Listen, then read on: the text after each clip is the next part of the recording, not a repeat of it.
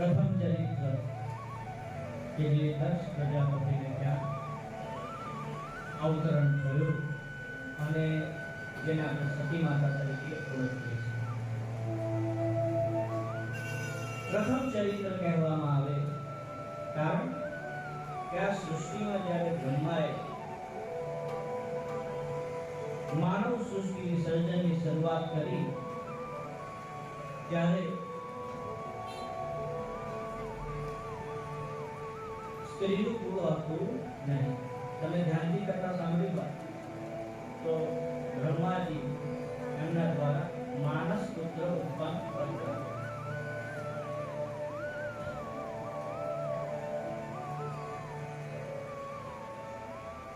માનસ પુત્ર કહેતા કે જે માનસિક સૃષ્ટિથી ઉત્પન્ન થાય એને માનસ પુત્ર કહેવામાં આવે.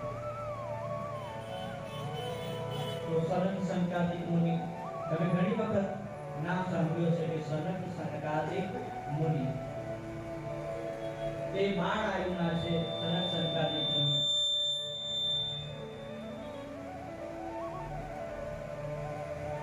હર હંમેશ જે યૌવન કાળની પ્રાપ્ત છે એ સનક સંકાદિક મુનિ બ્રહ્માજીના પ્રથમ 4 માનસ પુત્ર, ત્યારબાદ સબલાસ્વ, ત્યારબાદ દશાસ્વ એમ કરીને ઘણા પુત્રો ઉત્પન્ન થયા. પરંતુ આ તમામ પુત્રો વૈરાગ્યના માર્ગ તરફ વળી ગયા અને સૃષ્ટિનું કાર્ય ગોળંબે ચડી ગયું. અને ત્યારબાદ પ્રભુ શિવે રુદ્ર સ્વરૂપ ધારણ કરી બ્રહ્માજીને આજ્ઞા આપી કે તમે સ્ત્રી પુરુષના જોડકા રૂપ મૈથુનની સૃષ્ટિની રચના કરો. અને પ્રભુ શિવે શક્તિનો સંચાર કર્યો અને શિવાદેવી ઉત્પન્ન થયા. અને એ શિવાદેવી જગતની જગદંબા એ તો શિવમય જ હતા, પરંતુ સંસારની લીલા માટે એમણે સાકાર સ્વરૂપ ધારણ કર્યું. તો એ શિવાદેવી કે સતી માતા દક્ષ ની સમક્ષ પ્રકટ થયા. જગદંબાએ દક્ષને ત્યાં જન્મ લીધો. દેવીએ 12 ચરિત્રો શરૂ કરવા માંડ્યા. કોઈ પણ સંત પુરુષ આપણી વચ્ચે રહે ને તો આપણને એની ઓળખ થાય નહીં. એ સહજ સ્વરૂપ સહજ લીલા કરતા હોય અને એની લીલા આપણને ખબર પડે નહીં. દેવીએ 12 ચરિત્રો કરવા માંડ્યા. એટલે દક્ષે તેમનું નામ ઉમા પાડ્યું. શું પાડ્યું? ઉમા. જેને આપણે દુનિયા અન્નપૂર્ણાના નામે પણ ઓળખીએ છીએ. પૂર્ણા, અન્નપૂર્ણા, ઉમિયા, અન્નપૂર્ણા કડવા પાટીદાર સમાજના એક કુળદેવી ગણવામાં આવે છે. તો ઉમિયા અન્નપૂર્ણા એ ઊંઝામાં જેની શક્તિપીઠ આવેલી છે મહેસાણા પાસે, તે ઉમિયા અન્નપૂર્ણા. ઉમાના દર્શન કરવા એક દિવસ કરુણા અને નારદ ફરતા ફરતા ત્યાં આવ્યા. અને ત્યારે એમણે દેવી કહ્યું કે હે સતી, તમારા સિવાય શંકર કોઈ સ્ત્રીનો સ્વીકાર કરશે નહીં. તેથી સતીએ ભગવાન શંકરને પ્રાપ્ત કરવાનો નિર્ધાર કર્યો છે. દેવીએ નંદા વ્રત શરૂ કર્યા. આસો માસમાં નંદા તિથિએ મીઠાવાળા ગોળ ભાત વડે ભગવાનનું પૂજન કર્યું. આ બેનો ખાસ ધ્યાન રાખે, કથા ધ્યાનથી સાંભળો. પછી આખી રામાયણ થઈ જાય અને સીતાનું હરણ કેવી ખબર જ ના પડે, એવો ઘાટ થાય. એક શેઠ હતા. એ શેઠની ગામડામાં દુકાન અનાજ કરિયાણાની, એટલે પેઢીએ બેસે બાપા ને ઘડીનો ટાઈમ નહીં. અત્યારના જેવા મોલ નહીં, એ વખતે તો ચારાનું મીઠું આપણને હળદર આપણને એટલે પડીકા બાંધવાનું સુવિધા આવે ને. એ અનાજના પડીકા બાંધે, વાતોના પડીકા બાંધે, એને બીજું કામ પડીકા બાંધવાનું કામ આજે લોકોને એવા કામ હોય આખો દાડો નવરા હોય પણ આખો દાડો પડીકા છોડ્યા કરે ને મોલા બેઠા બેઠા તમને એવું લાગે કે આ કેટલો મોટો માણસ છે તમને એવું લાગે કે નરેન્દ્ર મોદી આનો મિત્ર છે હમણાં જાણ મળીને કરો મોદીનું કઈ કામ હોય તો કેવું એને પાછળ વાળો મોદી હોય ના આવડતો હોય એની ઘરની પાછળ તો એ મોદી હોય એને ના આવડતો નરેન્દ્ર મોદી હજી વાત કરે એવા પડીકા વાળે તો બાપા પડીકા વાળે અને ગામમાં કથાઈ આવી નરેશભાઈ જેવા કોઈ સદુગ્ર હસ્તે કથા બેસાડી તો બાપજીને બોલાવી કથા બેસાડીએ જ્ઞાન યજ્ઞ કરાવીએ ક્યાં કારણ કે આ જ્ઞાન યજ્ઞ એ લોક કલ્યાણનું કાર્ય છે કોનું કાર્ય છે લોક કલ્યાણનું કાર્ય છે એ વ્યક્તિગત કાર્ય નથી સાર્વજનિક કાર્ય છે જાહેર કાર્યક્રમ હોય આમાં કોઈ પાબંદી ના હોય કે ભાઈ તમે ના આવશો દરેકના માટે ભગવાન ખુલ્લા બધા આવે છે કથા સાંભળે અને જેનો પણ ઉદ્ધાર થાય તે આ લોક કલ્યાણનું કાર્ય કહેવાય એને જ્ઞાન ગંગા પણ કહેવામાં આવે છે જ્ઞાન મોટી ગંગા ગામમાં આવી એટલે બધો છોકરો એના દાદાને કહે કે દાદા ગામમાં કથા બેઠી છે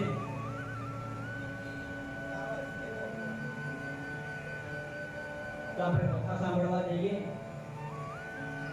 એટલે દાદા એના છોકરાને કહે કે જો ભાઈ આ કથાવાળા તો નવરા છે આયા કરે ને કથા કર્યા કરે આપણે આપણું કામ કરવાનું કારણ કે લોકો લાગે કેવું કે ઘરમાંથી એકાદ માણસો તો હાજરી આપવી પડે ને નહીંતર એવું લાગે કે ગામમાં કથા બેઠી ઘરમાંથી કોઈ આવ્યું નહીં એટલે કે તું એ કામ કર કે તું જઈ આવી જા પછી લોહાને ઠાણ પડી કે આ કથા સાંભળશે અને બાપજીની કોઈ વાત ગ્રહણ કરી છે તો કે બાપુ કથા તો મેં કોઈ સાંભળી નથી કેવી રીતના સાંભળવાનું એટલે જો કથાના મંડપમાં જવાનું એક ખૂણો પસંદ કરવાનો શું કીધું એક ખૂણો પસંદ કરવાનો રૂમાલ પાથરી દેવાનો કથા સાંભળવાની તાળીઓ પાડવાની પછી પ્રસાદ વગેરે ગ્રહણ કરવાનું અને ઊભા થઈએ એટલે રૂમાલ ખંખેરે ને એની સાથે કથાનું બધું કહીએ ખંખેરીને આવજો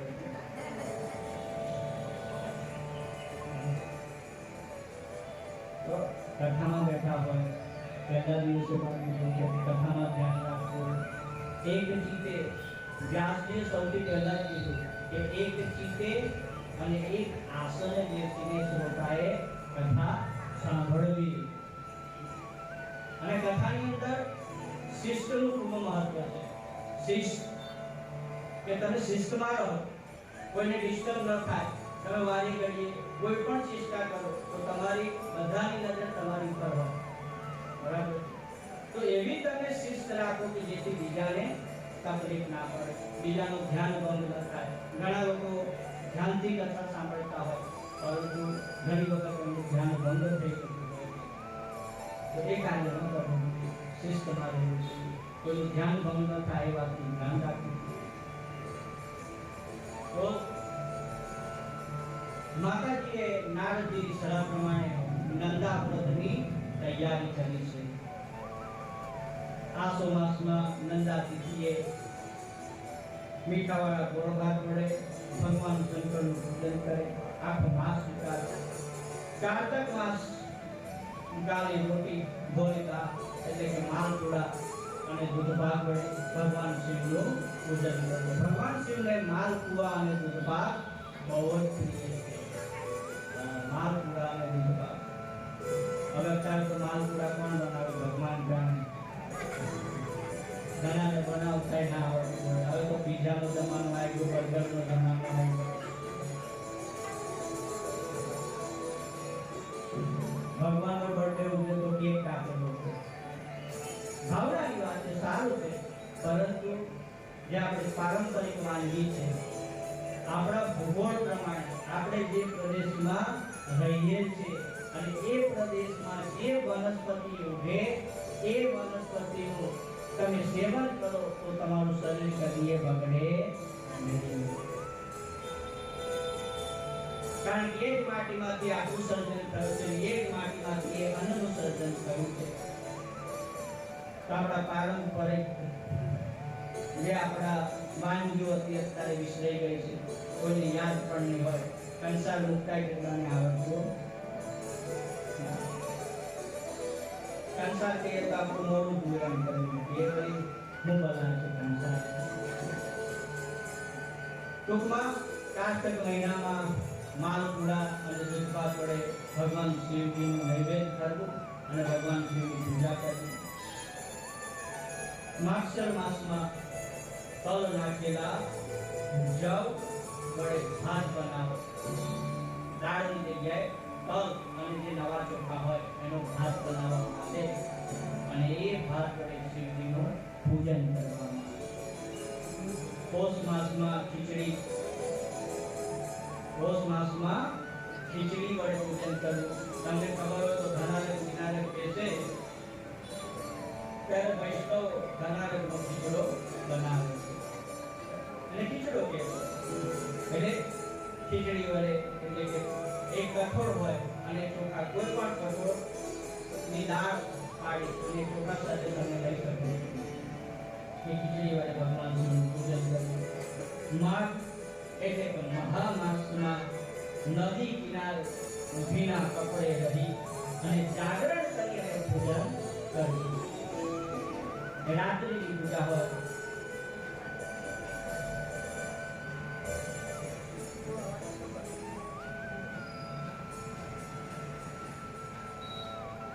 મહિનામાં મહાશિવરાત્રિ આવે તમને ખ્યાલ હોય તો 4 પ્રહરની પૂજા ગોઠવવામાં આવે 4 પ્રહરની પૂજા એટલે આખી રાત 4 પ્રહર 2.5 કલાકનો એક પ્રહર હોય કેટલા કલાકનો હોય 2.5 કલાકનો એક પ્રહર હોય સંધ્યાકાળથી બીજા દિવસે સૂર્યોદય સુધી 4 પ્રહર માનવામાં આવે એટલે દરેક પ્રહરમાં શરૂઆતમાં પ્રહરના અંતમાં ભગવાન શિવનું ષોડશોપચારિક પૂજન કરવું આગળ મહાશિવરાત્રિની કથા આવશે પાર્વતીની કથા આવશે મહાશિવરાત્રિનું મહાત્મ્ય સમજાવવામાં આવશે ત્યારે વિસ્તારથી એ કથાનું વર્ણન કરવામાં આવે ટૂંકમાં શિવજીની કથા મહામાસમાં નદી કિનારે ભીના કપડાં પહેરી અને જાગરણ કરી ભગવાન શિવનું પૂજન કરવું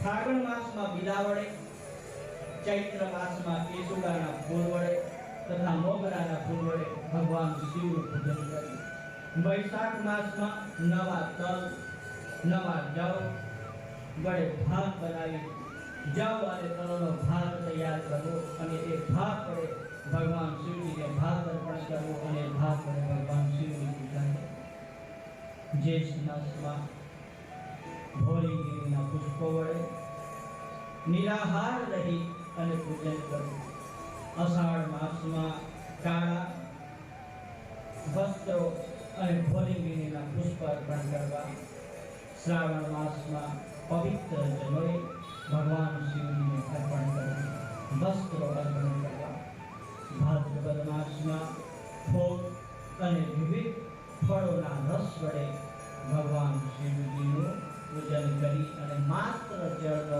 આહાર કરવો આ રીતે 12 મહિના નંદાતિથિથી બીજી નંદાતિથિ સુધી વ્રત કરવું અને આ વ્રતને નંદા વ્રત તરીકે ઓળખવામાં આવે છે બેનો ખાસ કરીને કરે નંદા વ્રત દળ રીતે વ્રત કરી ભગવાન શંકરનું પૂજન કરવું સતીએ ભાવપૂર્વક ભગવાન સદાશિવનું પૂજન કરવામાં આવ્યું છે ધ્યાન ધરવામાં આવ્યું છે એક ચિત્તે ભગવાન શિવને જગતજનની જગદંબા માં સતી દેવી એમનું પૂજન કરી રહ્યા છે વેદના મંત્ર દ્વારા માં સતી દેવી ભગવાન શિવને પૂજન કરી રહ્યા છે પશુનામ પતિમ પાપનાશમ પરેશમ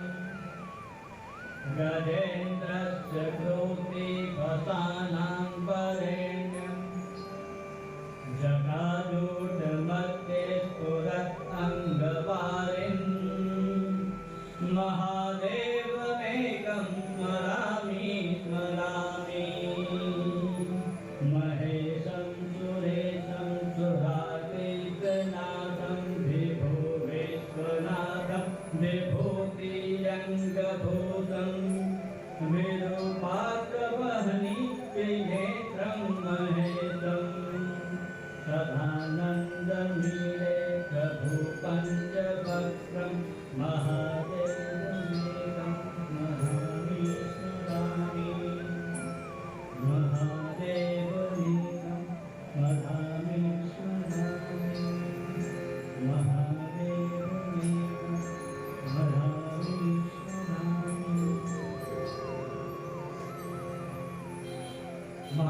देवदेकं स्मरामि स्मरामि हे महादेव तू एक ज सर्वस्व छो तारू હું સ્મરણ કરું છું પશુનામ પતિ તમામ પશુઓનો જે પતિ છે તે પશુપતિનાથ મહાદેવ પાપનાશમ પરેશમ કે પરેશનું સ્મરણ કરવા માત્રથી સમસ્ત પાપોનો નાશ થાય છે જેને ગજનું ચામડું ધારણ કરેલું છે અને જટા જૂટ પડના જટા જેવી જેની જટા છે અને એ જટામાંથી જે નિરંતર ગંગાનો પ્રવાહ ખડખડ કરતો વહી રહ્યો છે એવા મનોહર મુખાકૃતિ વાળા ભગવાન મહાદેવ હે ભોલેનાથ અમે તમારું સ્મરણ કરીએ છીએ તમને વંદન કરીએ છીએ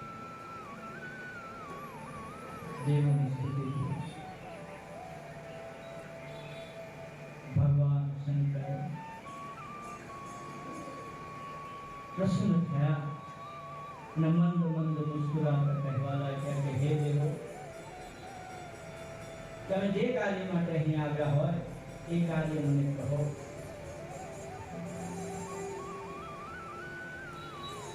દેવોએ બ્રહ્માજીને આગળ કર્યા એટલે દેવોએ બ્રહ્માજીએ કહ્યું કે હે પ્રભુ હવે આપ યોગ્ય પત્નીનો स्वीकार करो भगवान शंकरे पहला तो ना पाड़ी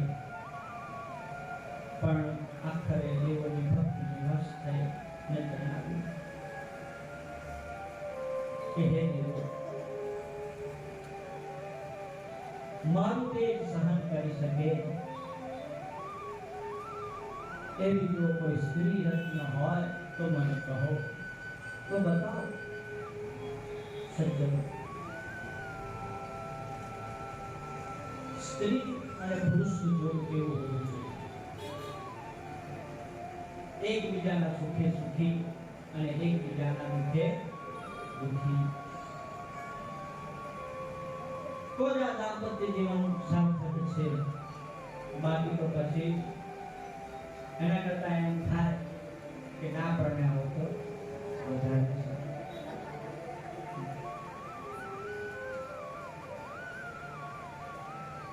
પરણના કલર જેટલા બધા વખાણ કરે ને એક બીજા વગર ચાલે નહીં આપણે જોઈને એમ જ લાગે કે ઓહો કેટલી સુંદર જોડી છે આમનો પ્રેમ આવો બન્યો રહે પરણતા પહેલા એટલા બધા વખાણ કરે એટલા બધા ફોન કરે એક બીજા વગર ચાલે નહીં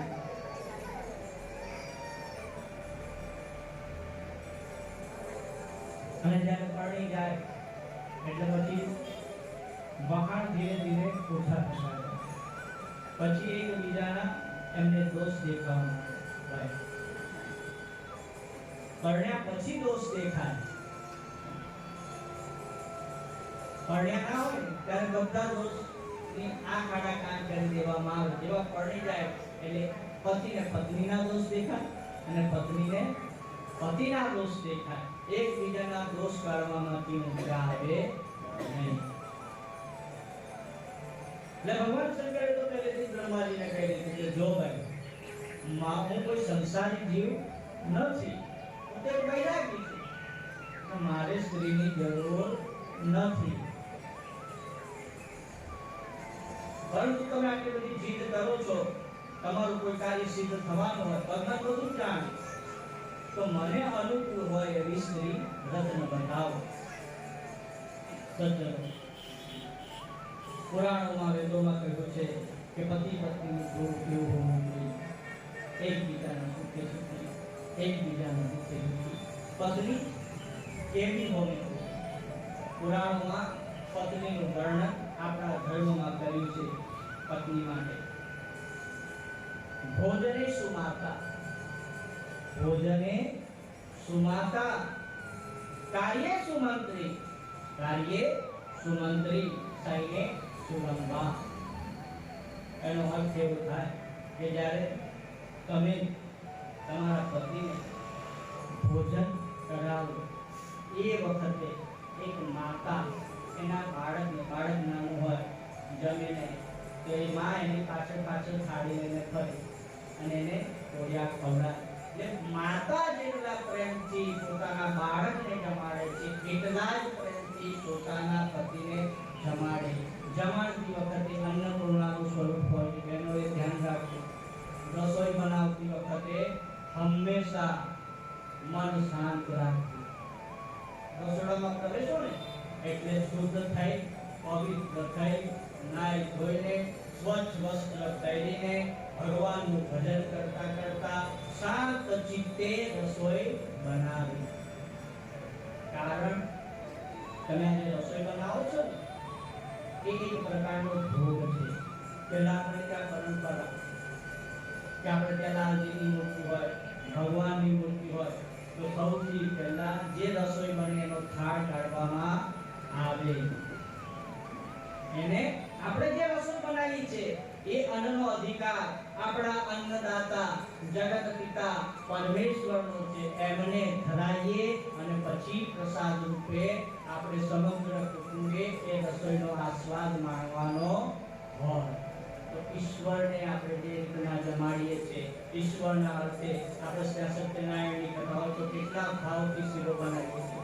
તમે કોઈ પણ મોટા રસોઈયાને બોલાવી લાવો અને એ શીરો બનાવે અને કોઈ સામાન્ય સ્ત્રી કે જેને કંઈ ના આવડતું હોય પણ ભગવાનનું નામ લઈને સત્યનારાયણનો શીરો બનાવે તો હું ખુલ્લી ચેલેન્જ કરું છું કે સત્યનારાયણના શીરાને જોડે બીજી કોઈ મીઠાઈ આવી શકે. એવું કેમ થાય છે? ઘણા લોકો એવું કહે કે ભગવાન જેવું કંઈ હોય નહીં, ઈશ્વર જેવું કંઈ હોય નહીં, ભગવાન થોડા ખાય છે, એ તો બધું અહીંયા ના. ઈશ્વર મંત્રાધીન દેવતા, જ્યારે તમે એને ભોગ લગાડો છો ત્યારે એની મુદ્રા છે કે તમે આ નાકને ડાબા હાથ વડે આમ રાખવાનું અને આ 5 ગોળિયાની મુદ્રા કરીને ઓમ પ્રાણાય સ્વાહા, પાનાય સ્વાહા, વ્યાનાય સ્વાહા, ઉદાનાય સ્વાહા, સમાનાય સ્વાહા. વાયુ સચરાચર જગતમાં વ્યાપ્ત છે અને તમારા ભોજનમાંથી આવતી સુવાસ એ ઈશ્વર ગ્રહણ કરે છે. વાયુને તમે જોઈ શકતા નથી, એમના પંખો બંધ કરો તો તમને ગભરામણ થવા લાગે. શું છે કે વાયુ ગયો બંધ થઈ ગયો, એનો અનુભવ થાય છે. એવી રીતના ઈશ્વર છે પણ એ દેખાતો નથી. ઈશ્વર એ અનુભૂતિનો વિષય છે, એનો અનુભવ થાય. અને અનુભવ ક્યારે થાય? જ્યારે તમને શ્રદ્ધા હોય. શ્રદ્ધા વિશ્વાસ રૂપેણે જગતપતિ માતા પાર્વતી એ શ્રદ્ધાનું સ્વરૂપ છે અને પિતા શંકર એ વિશ્વાસનું સ્વરૂપ છે. તો વિશ્વાસ હોવો જોઈએ, શ્રદ્ધા હોવી જોઈએ. માટે બહેનોને નમ્ર વિનંતી કે જે પણ રસોઈ બનાવતા હોય આજથી શરૂ કરી દેજો. રસોઈ બનાવતી વખતે ભગવાનનું સ્મરણ કરજો. જે ઈશ્વરને માનતા હોય, કૃષ્ણને માનતા હોય તો કૃષ્ણ, ભોલેનાથને માનતા હોય તો ભોલેનાથના મંત્ર. પરંતુ રસોઈ બનાવતી વખતે ઈશ્વરનું સ્મરણ કરીને રસોઈ બનાવી, જેથી કરીને એ રસોઈ પ્રસાદ રૂપ બની જાય અને એ ખોરાક જે આપણા કુટુંબના આરોગ્ય અને એ કહેવાય છે કે જેવો અન્ન એવો ઓળખા. તમે જેવું અન્ન ગ્રહણ કરો છો એવા જ તમારા ચરિત્રનું નિર્માણ થાય છે. માટે શુદ્ધ સાત્વિક ભોજન લેવું અને સુંદર રીતના પ્રભુને આગળ કરીને ઈશ્વરને સમર્પિત કરીને એ ખોરાક જો આપણે લઈએ તો આપણા શરીરમાં નખ માત્રમાં કોઈ જગ્યાએ રોગ આવે. પહેલા લોકોએ આ રોગના નામ જ નહોતા સાંભળ્યા. અત્યારે જેટલા રોગ છે ને એટલા રોગના તો કોઈએ નામ જ નથી સાંભળ્યા. તો હવે નવી નવી જાતના રોગો આવી ગયા છે. સાયન્ટિસ્ટોએ હવે તો કંટાળી ગયા છે કે હવે કરવું શું. હવે એમની પાસે પણ કોઈ વિકલ્પ બચ્યો નથી અને ત્યારે માત્ર ધર્મ જ એક છે કે જે તમને બચાવી શકે છે. તમારી શ્રદ્ધા, તમારો વિશ્વાસ, પ્રભુ પ્રત્યેની તમારી સમર્પણ પ્રેમની ભાવના તમને ગમે તેવી આકરી પરિસ્થિતિમાંથી બહાર કાઢવાનું કાર્ય કરશે. ઈશ્વર પરનો ભરોસો તમને અંદરથી કદીએ તૂટવા દે નહીં. તો સ્ત્રીઓએ ભોજન બનાવતી વખતે ખૂબ જ શાંત ચિત્તે, ખૂબ જ પ્રેમથી ભોજન બનાવવું.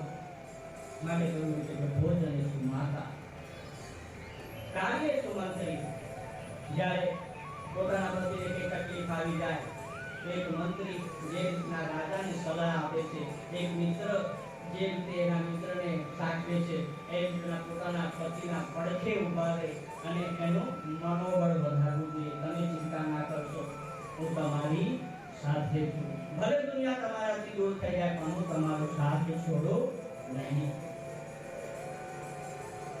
પત્ની એ તો પુરુષનો પડછાયો છે પડછાયો કરીએ પોતાનાથી અલગ થતો નથી ગમે એટલી તકલીફો આવી જાય પરંતુ જે રીતના એક મિત્ર એક મંત્રી સાથ નથી કરતો એમ કાર્ય સુમંત્રી અને શૈલે સુરંભા એટલે કે પોતાના પતિના શયન કક્ષમાં જાય એ પ્રવેશ કરે ત્યારે રંભા નામની અપ્સરા જેવા શણગાર કરીને પોતાના પતિને પ્રસન્ન રાખવું એ પણ એક પત્નીનો કર્તવ્ય છે કોઈ પ્રસંગમાં જવું હોય ત્યારે સુંદર થવું એવું તમારી સુંદરતા તમારા પતિ માટે નહીં કે બહારમાં માટે પુરાણોમાં બહુ સુંદર કહ્યું છે કે ભોજને સુમાતા કાર્ય સુમંત્રી શૈલે સુરંભા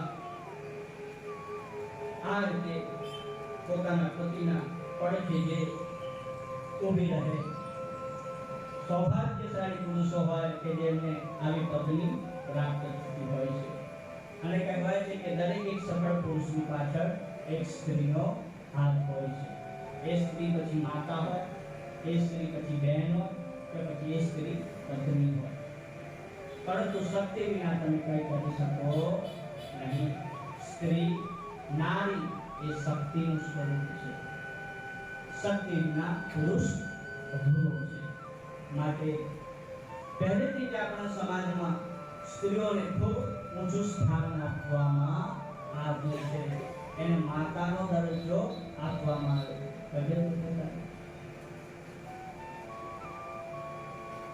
એને માતાનો દરજ્જો આપવામાં આવ્યો છે અત્યારના લોકો કેમ કહે છે કે પુરુષ સમોવડી થવું શું કહે છે પુરુષ સમોવડી થવું એટલે મને બહુ હસવું આવે કે આ કેવી ખોટી વાત કરી પ્રિન્સિપાલ એવું કે મને પટાવાળાની પોસ્ટ પ્રિન્સિપાલ હોય એટલે એવું કે મને પટાવાળું બનાવો અરે આપણી સંસ્કૃતિમાં તો તને ઊંચી પોસ્ટ આપી છે પુરુષ કરતા પણ તારું પદ ઊંચું છે માતાનું પદ આપ્યું છે શક્તિનું પદ આપ્યું છે કે જેના ચરણોમાં આખું વિશ્વ ઝૂકે છે તું અબળા નથી શક્તિશાળી છું રણચંડી છું માં દુર્ગાનો અવતાર છું માં રાધિકાનો અવતાર છું તું ધારે ને તો તારી સામે આખા સૈન્ય પાછા પાડવાની તાકાત ભારતની નારીમાં છે કે ભારતની નારી છું તું માં જગતજનની જગદંબાની કન્યા છું નવ દુર્ગા છું તું ધારે એ શક્તિ તું પેદા કરી શકે છે પરંતુ અત્યારે તો પશ્ચિમનું અનુકરણ થઈ રહ્યું છે આધુનિક ટેકનોલોજી જરૂરી છે તમારા વિકાસમાં પણ એનું આંતરું અનુકરણ ના હોવું જોઈએ એક દિવસ હું મારો મિત્ર મારા મિત્ર માટે કન્યા જોવા ગયા મને થોડા લઈ ગયો ઉર્દુ ભાઈ મારા જેવા હું કરવા લઈ કોઈ બીજા માણસને લઈ જાય અમને કઈ ખબર પડે નહીં એટલે અમે ઘરમાં દાખલ થવા જતા હતા એટલે કોઈના ઘરમાં એમના દવાઈની ડોઝ વગેરે વગાડવું અને સંકેત આપવું પછી જવું માફ કરવું એટલે અમે જ્યાં દરવાજો ખખડાવતા હતા ત્યાં જવા જાય મા દીકરી વાત કરે એટલે છોકરી એની માને કહે કે મમ્મી તને કઈ ભાન રહેતું નથી કાલે હું ને મારો બોયફ્રેન્ડ આવ્યા હું તો બસ કસાટ ઊંઘી હતી આખું ઘર અમે ફરીને જતા રહ્યા કોઈ બીજું ચોર આવ્યું હોય તો બધું છોડીને લઈ જાય આવું તો કઈ ઊંઘાતું હશે એટલે છોકરીની માં કે સોરી બેટા શું કરું બહુ થાકી ગઈ ઊંઘ લાગી ગઈ એટલે પેલો છોકરો એટલે કે એનો ફ્રેન્ડ કે મમ્મી એક કામ કરો મોમ કહેવાય તો મમ્મી બી પાછું મોમ થઈ ગયું ને મોમ અરે કે મમ્મા આવું તો જાતનું બોલાવે માં બોલતા શરમ આવે બા બોલતા શરમ આવે મામાં કેટલી મીઠાશ છે મામા કેટલી મીઠાશ છે મોન કરી જાળી માં વસે એટલે કે ડોગ રાખવાનો કે આપણે પપી રાખવું કે ડોગ રાખી નહીં કરવાના રોટલા કોણ ખવડાવે એટલે વાત બધી બરાબર અને કોઈ બહારનું માણસ આવે એટલે ડોગ ભસે એટલે આપણને ખબર પડે કે જાણી વ્યક્તિ આવી છે એટલે બધી છોકરીએ જીદ લીધું કે મમ્મી મોમ કે મારે ડોગ મને ડોગ લાવી આપે એક પપી લાવી એટલે પેલી એની માએ એના છોકરીને કહે કે રોકાઈ જાય તમને થોડા દિવસ કે તારા પપ્પા થોડા દિવસ પછી રિટાયર થવાના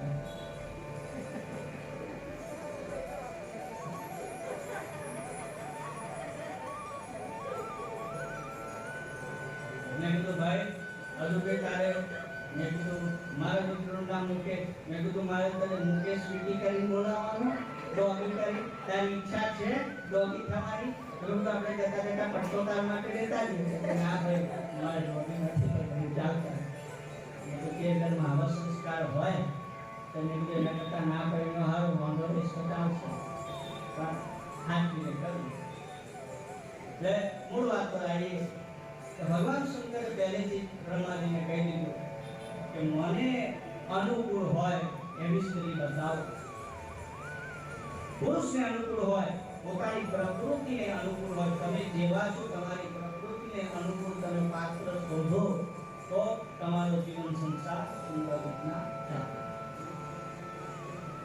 બ્રહ્માજી કહેવા લાગ્યા કે હે મહેશ્વર આપ ઈચ્છો છો એવા ઉત્તમ સ્ત્રી નથી દશના પુત્રી સતી છે એટલે વિષ્ણુ ભગવાન પણ બ્રહ્માજીની વાતમાં એક પુરાવ્યો એટલે ભગવાન શંકર મંદ મંદ હસવા લાગ્યા જેઓ રાજી રાજી થઈ ગયા અને અહીં નંદા વ્રત પૂર્ણ કરી અને સતી માતા ભગવાન શંકરનું ધ્યાન ધરી રહ્યા હતા અને એ સમયે ભગવાન શંકરે સતી માતાને દર્શન દીધા છે અને કહ્યું કે હે દેવી તમારાથી હું ખૂબ ખુશ છું એટલે સતી માતા શરમાઈ ગયા અને ભગવાન ભોલેનાથ કહેવા લાગ્યા કે આમ ચૂપ રહેશો તો કેમ કરશો તમારી જે ઈચ્છા હોય તે મને જણાવો સતી મંદ સ્વરે કહેવા લાગ્યા કે અમારી ઈચ્છા તો આપથી અજાણી છે જ નહીં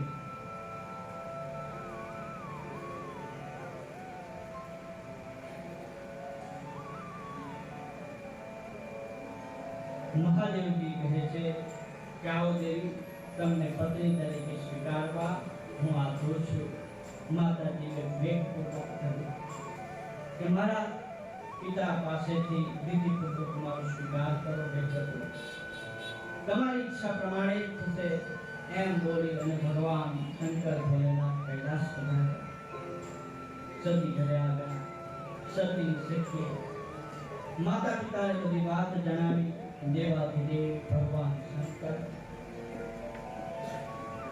એમના જમાઈ બનવા તૈયાર થયા છે એ વાત જાણી પ્રજાપતિ દક્ષ અને રાણી વેલિનીના હર્ષની કોઈ સીમા રહી નહીં ખુશીનો પાર બને અને અહીં બ્રહ્માજી લગ્નની ખૂબ ઉતાવળ હતી અને એ દેવી સરસ્વતીને લઈને ઉતર્યા કૈલાસ ઉપર બ્રહ્માજી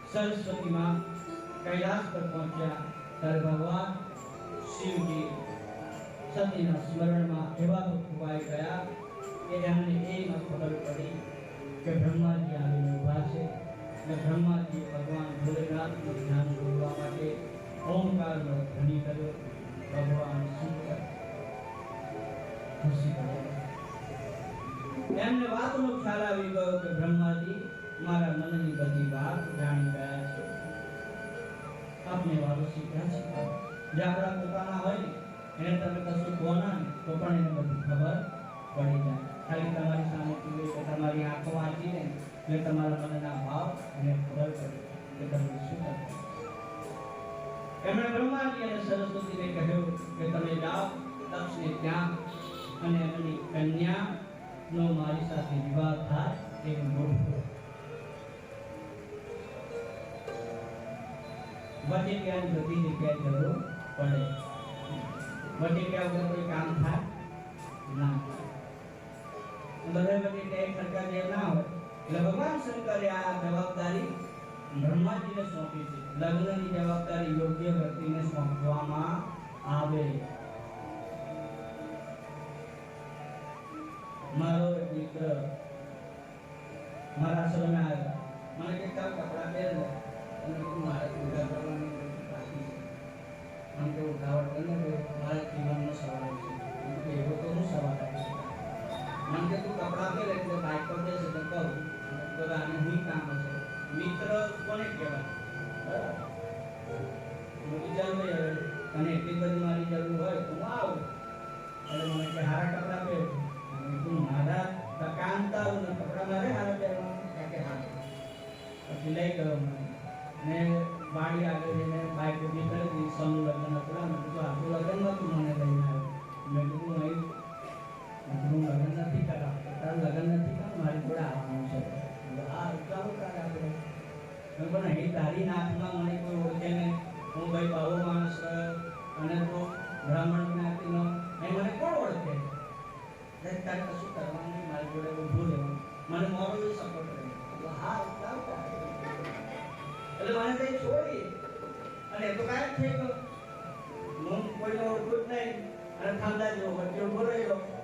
બધાને જય શ્રી કૃષ્ણ કર્યા કરું. મારા ભાઈબંધને હોત થોડી વાર થઈને મારી નજર પડી કે મારો ભાઈબંધ ખૂણામાં ઉભો મલકાયા કરે. ગુલાબના ફૂલકાને જેમ ખીલ્યા કરે.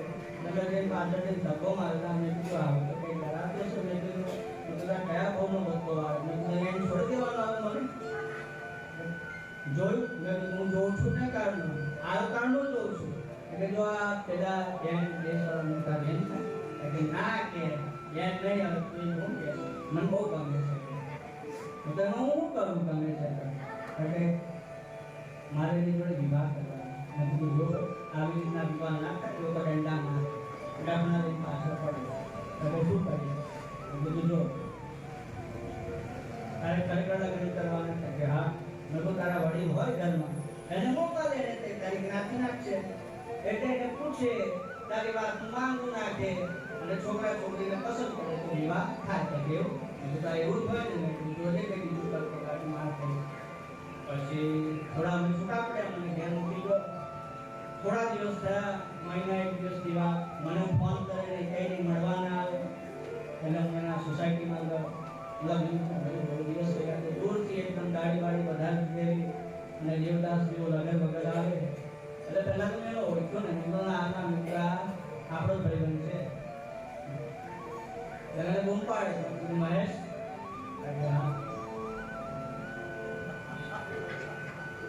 આપણે સુરેશ નામ રાખ્યું. સુરેશ બૂમ પાડે છે. સુરેશ કે હા કામ આવું હું ખરું ઘરમાં બધા કાકા માસી બધાની તબિયત સારી છે ને તો આવું કોણ ફરે છે? કપડા બપડા સ્ત્રી વગર કેમ અમારી જમાતમાં ઓછું નહોતું. એટલે ના એવું નથી. હું તો ના કેન્ડલ બધું જે ખબર કે નહીં કીધું તારે તને ખબર છે? મેં કીધું તું કહીશ તો ખબર પડશે ને કે તારા માથા પર એલઈડી પેલું સ્ક્રોલ કરે છે તો હું આખી બધું મને ખબર પડે. ના કે આપણે લગ્નમાં ગયા તમે બધું મને બહુ સારી રીતે યાદ ફરી વખત લઈને આવજો. મેં કીધું આવું નહીં. એટલે બધું કેવું ગોઠવાઈ ગયું તો કે આવું કે છોકરી આપણે ત્યાં આવી ગઈ. બધું લે તારે તો પેડા ખવડાવવા જોઈએ ને. કારણ એ જ વાતની તકલીફ છે ને. બીજું કે હવે તું ગોલ ગોલ જલેબી જેમ વાત ના છે. તને જે કન્યા ગમતી હતી કે હા તારી ઘેર આવી કે હા તો બધું તું આ મૂર્ખની જેમ કેમ વાત કરે? તું તો હવે તો તારે પાર્ટી આપવાની પેડા ખવડાવવાનું. અરે ભાઈ હાની પાર્ટી એ છોકરી મારી ઘેર આવી છે પણ મારી કાકી થઈ નથી. મેં કીધું વિસ્તારથી વાત કર ભાઈ. જો આપણે છૂટા પડ્યા ને આ પડ્યા છૂટા પછી તેમ નતું કીધું કે ઘરના કોઈ વડીલને મોકલવાનું. અને મારા કાકાને કીધું કે અને કાકા કુંવારો કાકુ બત્રી જાવ કોટવાની જગ્યાએ પોતાનું કોટલું હે. ભગવાન શંકરે યોગ્ય વ્યક્તિને કાર્ય સોંપ્યું છે. જીવનમાં આ તો વિનોદની તે ઘડી વિનોદની વાત છે કે જીવનમાં તમે તમારા કાર્યો જો અયોગ્ય વ્યક્તિને સોંપો તો એના માથા પરિણામ તમે ભોગવવા તૈયાર છો. માટે જીવનમાં યોગ્ય વ્યક્તિને જે તે કાર્ય સોંપવું જોઈએ. કોઈને કઈ કાર્ય આપણે ચીંધીએ તો આપણે પહેલા નક્કી કરવાનું છે તમે ચીંધેલું કાર્ય નિભાવવાની યોગ્યતા એ પાત્રમાં છે કે નહીં એ આપણે નક્કી કરવાનું. અથવા કામ બનવાની જગ્યાએ બગડી જાય પછી તમે એને દોષ દો કે તારામાં બુદ્ધિ નથી, તારાથી આવું થાય.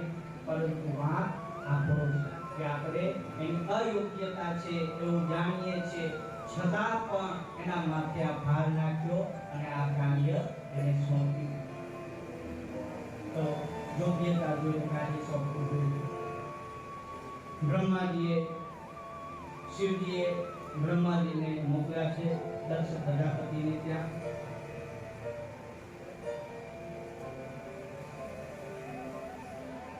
બ્રહ્માજી અને સરસ્વતી માતા દક્ષ પ્રજાપતિને ત્યાં આવ્યા. દક્ષે તેમનું ઉચિત સ્વાગત કર્યું છે. બ્રહ્માજી કહ્યું કે હે દક્ષ, તારી કન્યા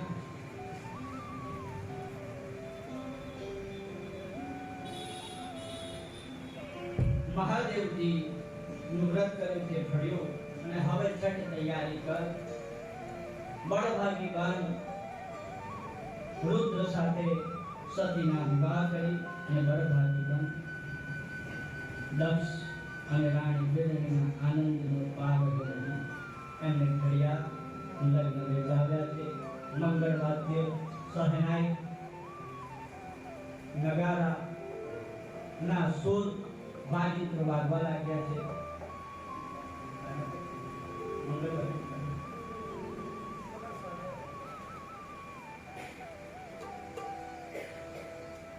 સર્વત્ર મંગળ મંગળ ગવાઈ રહ્યું છે.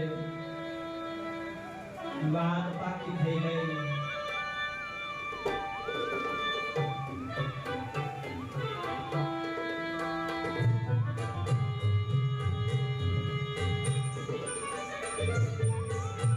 અને એ વાત જાણી અને તમામ દેવો કૈલાસ પર્વત પર પોતાના વિમાનમાં પહોંચવા લાગ્યા છે.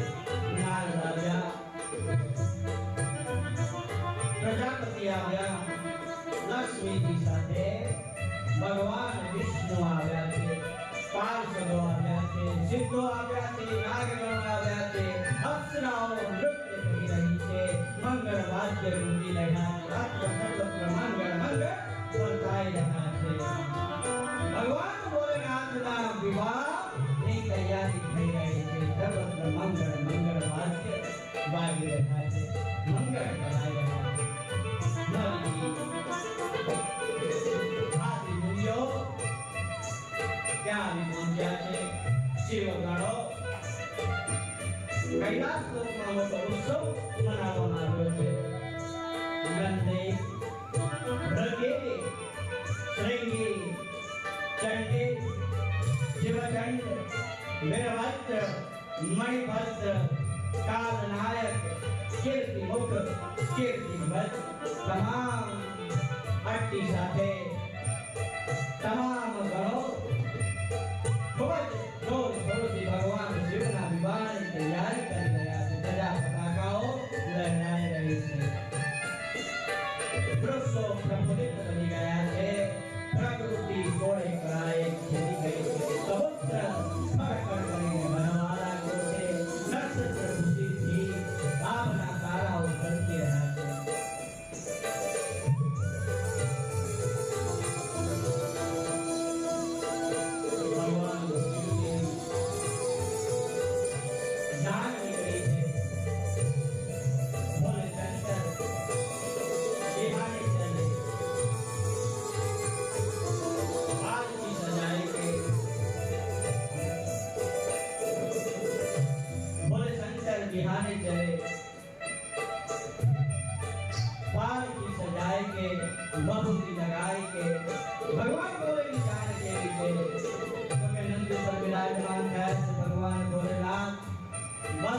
પણ કર્યું છે. આવતીકાલે પાર્વતી માતાના આપણે ધામધૂમથી લગ્ન કરાવવાના છે. એક લૌકિક લગ્ન છે સતી માતા સાથે, અને આપણે સૌએ ભગવાન શિવજીનો જે વરઘોડો નીકળે છે સતી માતા સાથે, એ વરઘોડામાં સામેલ થવાનું છે. મનથી તમે તૈયાર થઈ જાઓ અને તમે એવો ભાવ કરો કે તમે જેને બાપ વાલો હોય તે બાપને કહી જાય, જેને મા વાલી હોય તો માને કહી જાય, જેને કૈલાસમાં જવું હોય તો મનથી કૈલાસ પર જાય, અને જેને 10 પ્રજાપતિને કહી દેવું કે 10 પ્રજાપતિને જાય. બરાબર, બધાને છૂટ છે. અને જેને બંનેના પક્ષમાં રહેવું હોય તો સાક્ષી પાવે બંનેના પક્ષમાં રહે. બરાબર, માય વાલી ને બાપય વાલી બંને બાજુ કન્યાં દત્વા કૃપાદભુત તદા દક્ષો હિમસ્લોકા શિવા શિવો પ્રસન્નો ચ નિખિલં મંગલાલયં.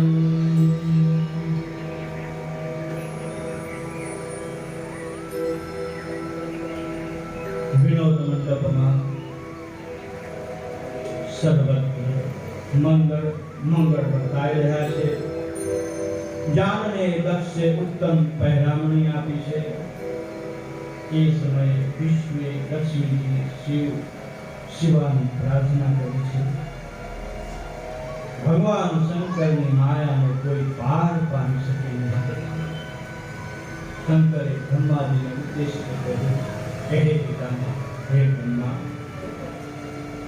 તમે પોતાના હાથ વડે પોતાના મસ્તકનો સ્પર્શ કરો.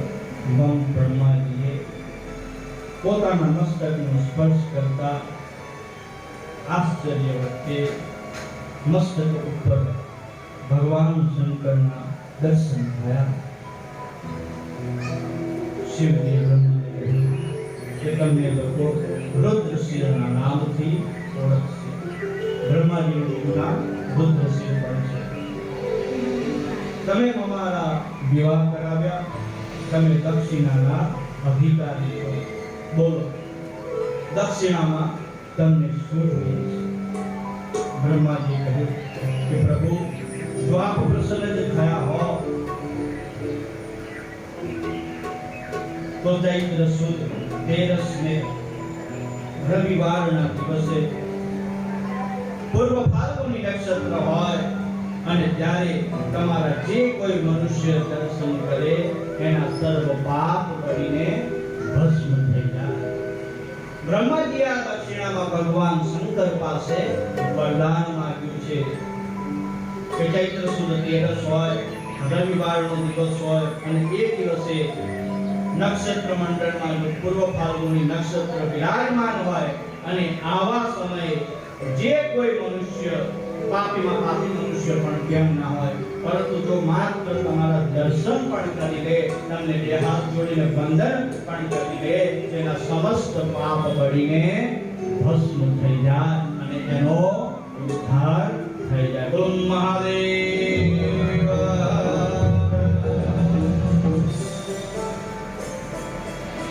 ભગવાન શંકરે કહ્યું તથાસ્તુ.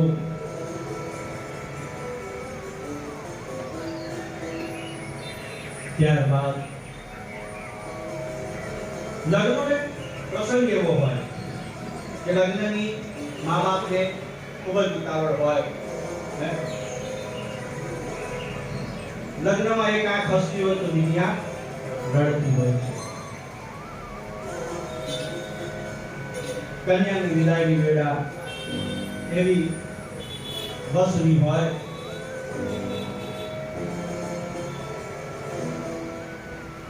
કે વિદાય વેળાએ ગમે એવો કઠણ કાળજાનો બાપ પણ રડી પડતો હોય. સાસરે જતી વખતે દરેક કન્યા એના મનમાં ખૂબ જ અરમાન હોય. નાનપણથી આપણે ત્યાં દીકરીનો જન્મ થાય એટલે આપણે એની પર રિસ્ટ્રિક્શન મૂકી દઈએ. તો મૂકીએ એક રિસ્ટ્રિક્શન હોય કે તારે આવી જ રીતના રહેવાનું. ઘરમાં બે બાળક હોય, એક છોકરો હોય ને એક છોકરી હોય. છોકરાને જે ફરવું હોય તે ફરવાની છૂટ બધી, પણ છોકરીને એને પહેલેથી જ કહે કે તારે તો આમ જ કરવાનું, તારે આમ જ રહેવાનું. દીકરીઓનું દિલ એટલું મોટું હોય કે તમે એને કઈ વસ્તુ આપો તે પોતાનામાંથી પણ પોતાના ભાઈ માટે બચાવીને રાખે કે મારો ભાઈલો આવશે અને મારો ભાઈ આ ખાશે. કઈ પણ મોંઘી વસ્તુ હોય, કઈ પણ વસ્તુ હોય તો પોતાના ભાઈ માટે એ રાખી મૂકે. નાનામાં નાની વાતની એને ખબર હોય કે મારા પપ્પા સવારે ઉઠશે તો એને આ જોઈશે, એને આ વસ્તુની જરૂર પડશે. દરેક કુટુંબના નાનામાં નાના માણસથી મોટામાં મોટા વડીલનું ધ્યાન એ દીકરી રાખતી હોય. હસતે પડે બધું જ એ કરતી હોય. કોઈ દિવસ એના મોઢામાંથી ઊભ પણ ઉચ્ચારે નહીં. પોતાનું સમજી લે, કરે રાખે. અને એક દિવસ એવો આવે કે જ્યારે એના લગ્ન કરવામાં આવે, વિવાહ કરાવી દેવામાં આવે અને કન્યા રૂપી દાન આપી દેવામાં આવે. ત્યારે દીકરી એની માને જતી વખતે બે શબ્દ કહે કે માં, બીજું તો કઈ નહીં, પરંતુ મારા બાપનું ધ્યાન રાખજે. દીકરીને બીજું કઈ ના જોઈએ. દીકરીને એનો બાપ બહુ જ વાલો હોય. એને દુનિયાની કોઈ સંપત્તિ સાથે કોઈ મતલબ નથી. એને તે એટલું જોઈએ કે મારા ગયા પછી મારા બાપનું ધ્યાન કોણ રાખશે. એટલે એની માને કહે કે બીજું કઈ નહીં, પણ મારા બાપનું તું ધ્યાન રાખજે. જ્યારે કાળજા કેવો કટકો, આપણો કાળજાનો કટકો હોય કે આપણું અંગ છે, એ અંગથી અંગ છૂટું પડી જાય અને ત્યારે સાસરીમાં જાય. કેટલા કોણ લઈને જાય છે દીકરી, બધું જ છોડીને આવે છે દીકરી. અને એના મનમાં એક કોળ હોય કે હું આ ઘરે જઈ, મારો ઘરસાર છે અને મારા સાસુ સસરા મારા માતા પિતા છે, અમારો સંસાર છે. પણ જ્યારે એ સાસરીમાં આવે ત્યારે એને પોતાનું ગણવામાં આવે નહીં. એની આખી જિંદગી નીકળી જાય, એને ત્યાં સંતાનો પણ થઈ જાય, એ વૃદ્ધ થઈ જાય, છતાં પણ એ ઘર એનો થાય નહીં. બાપને ઘેર પણ નાનપણથી એને એમ કે તારે બાળકે ઘેર જવાનું છે એમ સમજીને નથી કરવામાં આવે. બાળકે ઘેર જાય પોતાનું સમજીને ત્યાં પણ એની કદર કરવામાં આવે. છતાં પણ એ મૂંગી મોડે બધું સહેજ કરતી જાય. સહનશીલતાની પરિભાષા છે. માટે જો આપણે ત્યાં જે દીકરી આવે છે, બહુ ગમે એ કોઈની દીકરી છે.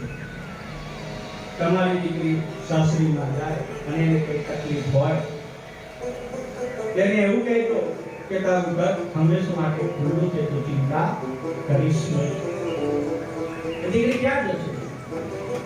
એની સાસરીમાં એને તકલીફ પડશે તો ક્યાં જશે? કોની પાસે? કાળ જાગ્યો કટકો મારો હાથ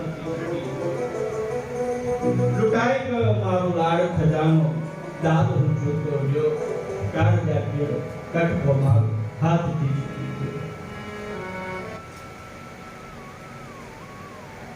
આપણો કાળજાનો કટકો કહેવાય દીકરી.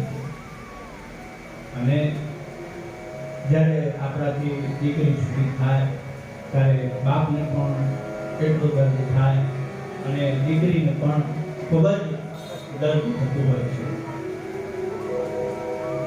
તો અહીં બેઠેલી માતાઓ બે હાથ જોડીને એટલું જ નમ્ર નિવેદન કરીશ વ્યાસપીઠ ઉપરથી કે તમારા ઘરમાં જે વહુવાર હોય, દીકરીઓ હોય, એમને પોતાની સગી દીકરી કરતા વધારે પ્રેમ આપો.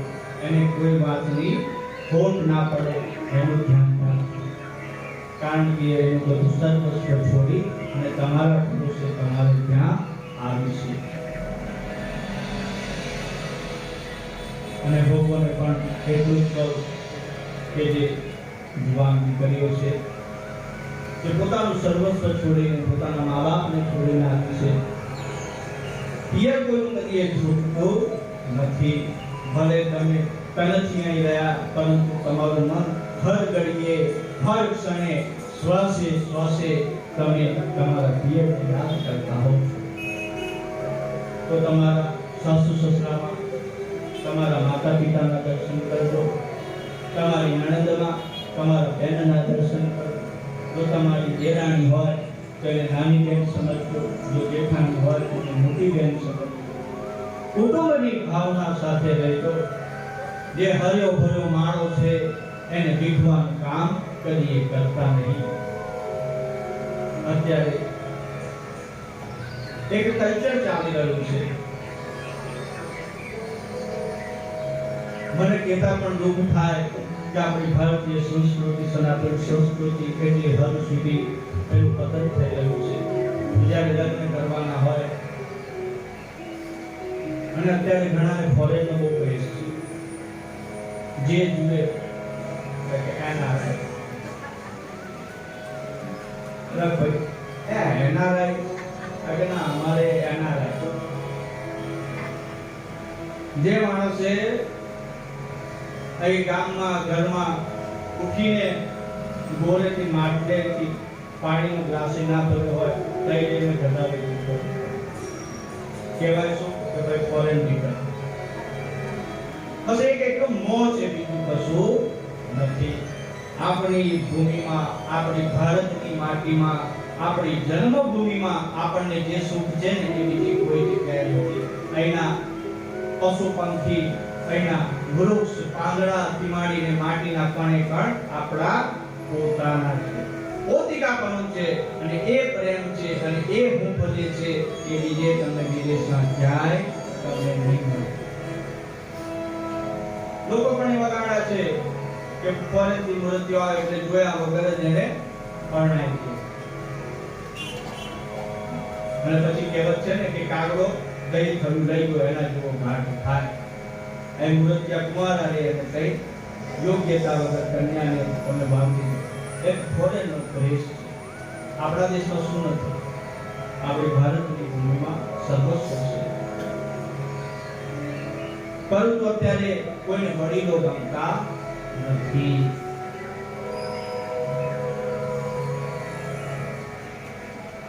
જો તમારું સદભાગ્ય હોય, જો તમે બહુ જ પુણ્ય કર્યા હોય અને ઈશ્વર જો તમારા પર ખરેખર પ્રસન્ન હોય તો તમારા ઘરમાં કોઈ વૃદ્ધ વડીલની મોજૂદગી હોય. કારણ કે એ વૃદ્ધ વડીલ એ ઈશ્વરનું સ્વરૂપ છે અને ઈશ્વર એ તમને સેવા કરવાનો અવસર આપવા માંગે છે. માટે વૃદ્ધોની, વડીલોની, ઘરના મા બાપની સેવા થવી જોઈએ. તમે કોઈ મંદિરે નહીં જાઓ તો ચાલશે, કોઈ દેવની પૂજા નહીં કરો તો ચાલશે, કોઈ ઉત્સવ નહીં કરો તો ચાલશે, કોઈ તીર્થે નહીં જાઓ તો ચાલશે, કોઈ કથામાં નહીં જાઓ તો ચાલશે, પણ તમારા ઘરમાં જે ઘરડા મા બાપ છે, વૃદ્ધ વડીલો છે, એની સેવા કરશો તો તમને સર્વસ્વ મળી જશે. એના જો તમને આશીર્વાદ મળી ગયા ને કે બેટા જા તારું ભલું થશે, એના અંતરના જો તમને આશીર્વાદ મળી ગયા તો તમારા ગમે એવા દોષ હશે એ પણ દૂર થઈ જશે. મા બાપ, ગુરુ એક એવું પદ છે કે જો ઈશ્વર ઉઠી જાય, ઈશ્વર સ્વયં જગતનો નિયંતા, ઈશ્વર જો તમારાથી રૂઠી જાય અને જો સંતની દુઆ મળી જાય, તમારા ગુરુ મહારાજના આશીર્વાદ મળી જાય, તમારા માના આશીર્વાદ મળી જાય, તમારા બાપના આશીર્વાદ મળી જાય તો ઈશ્વર પણ તમારું કઈ બગાડી શકતો નથી. એટલી તાકાત આપણા માતા પિતાના ચરણની રજમાં છે. જેને પ્રગતિ કરવી હોય નક્કી કરી લો, એક કાગળમાં લખી લો કે મારે આ જોઈએ છે, પણ શરત એટલી કે માતા પિતાનું કયું કરવું, માતા પિતાનો આદર કરવો, સવારે વહેલા ઉઠી અને રોજ તમારા માતા પિતાને પગે લાગો. બીજું કઈ નહીં, એમને પગે લાગો, સાચા હૃદયથી પગે લાગો. તમારા જીવનનું કોઈ એવું કાર્ય નથી, હું વ્યાસપીઠ ઉપરથી કહું છું, મજાક નથી કરતો. તમારા જીવનનું કોઈ એવું કાર્ય નહીં હોય કે જે પાર ના પડે. તમે વિચારો નહીં એ કદાચ તમારા કાર્ય પૂર્ણ થઈ જશે. અને જો ઈશ્વરની પણ ભક્તિ કરતા હોય અને જો તમે તમારા માતા પિતાનું દિલ દુભાયું, એ ભક્તિ પણ તમારી કામ આવતી નથી. તો નાખતા દેવું છે એ તમારા માતા પિતા છે, એ તમારા સાસુ સસરા છે. દીકરીઓનું તો કેટલું સૌભાગ્ય છે કે એને બબ્બે મા બાપ મળે. એક જે જન્મ આપે એ અને જેને ત્યાં જાય એ પાલક માતા પિતા કહેવાય. સાસુ સસરા એટલે એ બબ્બે દંપતી, બબ્બે વડીલોનું સૌભાગ્ય પ્રાપ્ત થાય છે. સ્ત્રી એ બે કુળને તારનારી છે, એની પર બે કુળની જવાબદારી હોય છે. એને એટલું સાચવીને રહેવાનું કે પોતાના માતા પિતાનું નામ પણ ખરાબ ન થાય અને આવેલા કુળની શોભા એને વધારવાની છે. તો હળી મળીને રહેવું, સંપીને રહેવું, ઘરમાં વડીલો છે એમની વાત માનવી. ઘણી વખત આપણે બે ચોપડી વધારે ભણ્યા છે, કચ્ચાની નવી ટેકનોલોજી આપણને આવડે છે, એનાથી મહાન નથી થઈ ગયા. એમને તો ઘણું બધું સહન કર્યું છે. જ્યારે માં એના પેટમાં તમને 9 મહિના રાખે ને તો પેટની અંદર એને ગર્ભમાં એટલી બધી તકલીફો થતી હોય અને ગર્ભની તકલીફો સહન કરીને પણ બાળકને જન્મ આપે છે. જન્મ આપ્યા પછી બાળકની નાની વાત આખી રાત માં જાગે અને બાળકને રડતું આખી રાત જાગે, ઉજાગરા કરે. બાળક ભીનું કરે કે પૂરામાં સુડાવીને પોતે ધીરે સુઈ જાય. આટલા બલિદાન આપે છે માં. બાપ પણ એવી જ રીતના પોતાના બાળક માટે સર્વસ્વ બધું કરતો. કોના માટે કરે? મા બાપ આ મહેનત કરે કોના માટે? કે પોતાના બાળકો ખરીખામ થઈને રહે, જીવનમાં સુખી થાય. એટલે પોતે પેટે પાટા વાગીને પણ પોતાના છોકરાને બાઈક લઈ આપે, સારામાં સારું મોબાઈલ લઈ આપે. પોતે એક નાનું ડબલું વાપરતો પણ પોતાના છોકરાને આઈફોન લઈ આપે. બરાબર ના આપે એના ફ્રેન્ડ સર્કલમાં એનું નીચું ના દેખાય. એ પોતે ફાટેલા તૂટેલા ચપ્પલ પહેરે પણ પોતાના છોકરાને સારી વસ્તુ લઈ આપે. એ મા બાપનું બલિદાન છે. પરંતુ જ્યારે દીકરાઓ મોટા થાય અને કઈ પદ ઉપર આવી જાય અને બે પૈસા પ્રાપ્ત કરે, કઈ સત્તા ના આવે, પછી એમને ઘરડામાં બાપ ગમતા નથી. અને જે દીકરી આવી હોય, વેસ્ટર્ન નો કલ્ચર છે, એટલે છોકરી પરણવાની હોય તો છોકરાને પૂછે, have you a dustbin? Have you a dustbin? એટલે કચરાની ટોપલી છે, એટલે કચરાની ટોપલી ઘરડામાં બાપ છે, એટલે ઘરડામાં બાપને કચરાની ટોપલી સાથે ગણાવે છે. અને પેલો કે યસ આઈ હેવ, તો છોકરી કે ધેન ફરગેટ મી, તો પછી મને ભૂલી જા, તું કઈ બીજે હોતી. એવી તેમની સંસ્કૃતિ. ઘરડા મા બાપ જો તમારું નસીબ હોય તો તમને મળે. આજે એક ઠેકાણે લોકો વૃદ્ધાશ્રમ ખોલે છે. હું તે વૃદ્ધાશ્રમની બહુ વિરુદ્ધ છું કે વૃદ્ધાશ્રમ આપણી પરંપરા જ નથી. ઓલ્ડ એજ હોમ આપણી પરંપરા નથી. આપણી પરંપરા છે ગુરુકુળ. આપણી પરંપરા છે ગુરુકુળ. એ આપણી પરંપરા છે. શ્રી કૃષ્ણ ભગવાન ગુરુકુળમાં રહ્યા, સાંદીપની ઋષિને ત્યાં રહ્યા, ભગવાન રામચંદ્ર ગુરુકુળમાં રહ્યા, વશિષ્ઠને ત્યાં રહ્યા. એ ગુરુકુળની આપણી પરંપરા છે, નહીં કે વૃદ્ધાશ્રમ એ આપણી પરંપરા છે. વૃદ્ધોની સેવા થવી જોઈએ, પણ વૃદ્ધાશ્રમમાં નહીં, તમારા ઘરમાં જ વૃદ્ધોની સેવા થવી જોઈએ. સાચું સ્થાન તમારા હૃદયમાં છે. ભૂલો ભૂલો બીજું બધું મા બાપને ભૂલશો નહીં. અગણિત છે ઉપકાર એના, એ વાત કદીએ વિસરશો નહીં. ભૂલો ભલે બીજું બધું મા બાપને ભૂલશો નહીં. અગણિત છે ઉપકાર એના, એ વાત કદી વિસરશો નહીં. ઘરે ખર્ચતા મળશે બધું, મા બાપ મળશે નહીં. હવે તો આપણે તે ઓનલાઈન ઘેર બેઠા ફોન પર ઓર્ડર કરો એટલે બધું આવી જાય. એવી કોઈ સાઈટ હોય તો એકાદ મા બાપ બુક કરાવી દો, ઓનલાઈન મળતા હોય. ના મળે એવી દુનિયાની કોઈ સાઈડ નથી કે દુનિયાને એવો કોઈ મોલ નથી કે દુનિયાની કોઈ દુકાન નથી કે દુનિયાની કોઈ એવી સંપત્તિ નથી કે જે તમને મા-બાપ મેળવી આપે. જે કુબેરથી જન્મ લો અને જે પિતા જીવનમાં એક જ વાર એવો અવસર પ્રાપ્ત થાય છે. દુનિયા પરનું ધન ખર્ચી કાઢો પરંતુ મા-બાપ તમને મળશે નહીં. બધું જ જીવનમાં મળે પરંતુ મા-બાપ ફરી વખત મળશે નહીં. તમે બળવાગી છો, સદભાગી છો કે તમારે ત્યાં મા-બાપ છે. ઈશ્વરની પ્રસન્નતા છે. ઈશ્વર તમારી પર પ્રસન્ન છે માટે મા સ્વરૂપે અને બાપ સ્વરૂપે તમારે ત્યાં હાજરા હજુર છે. તો બીજું કઈ નહીં, સવારે ઉઠી મા બાપને પગે લાગો. પગે ના લાગી શકો તો કમસે કમ 24 કલાકમાં તમારા ઘરના મા બાપ હોય એને જઈને ખાલી એટલું પૂછો કે બા તે ખાધું, આજે શું કર્યું, કઈ તકલીફ તો નથી. એને દુનિયાભરની તકલીફ હશે, ઘણી તકલીફ હોય.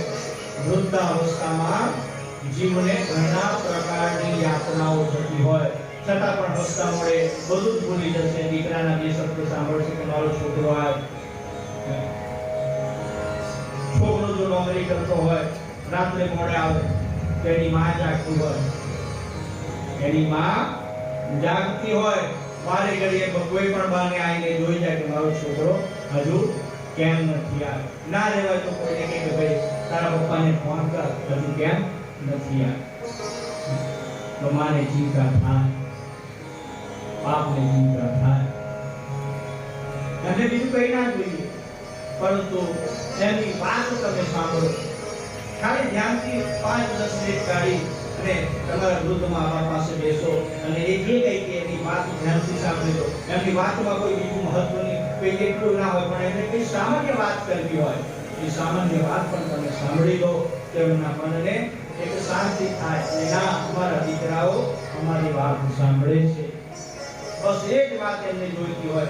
બાકી તમે એમને જેવા રાખશો એવા રહેશે, પરંતુ એમનું સ્વાભિમાન ના ગવાય, એમનું આત્મસન્માન સચવાય અને એ રીતના તમે એમની સેવા કરો તો ઈશ્વર અવશ્ય તમને સહાય કરશે. તમારું કોઈ કાર્ય અટકી નહીં પડે. ભગવાન શંકર